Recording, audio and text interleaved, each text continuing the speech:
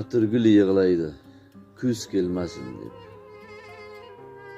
İnsanlar insondan yuz burmasin deb, men esa duoda so'rayman faqat, sizdek yaxshilarga ko'z tegmasin deb.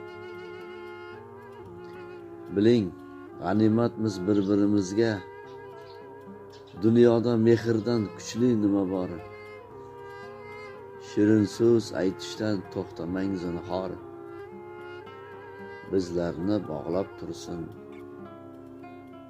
mehr va didor.